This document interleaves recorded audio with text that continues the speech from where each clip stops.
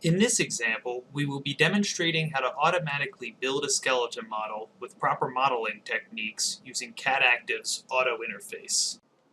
First, AutoInterface's publisher quickly automates and standardizes the creation of published geometry features at the component level.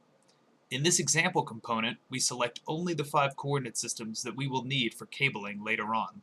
We create 5 published geometry features and 5 component interface features in a matter of seconds. These are generated with the proper naming conventions and neatly grouped at the footer of the model tree.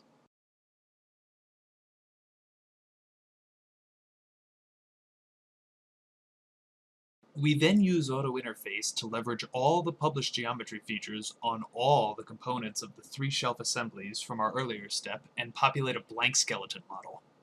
You can see CADactive's code looping through each published geometry feature in the bottom left corner.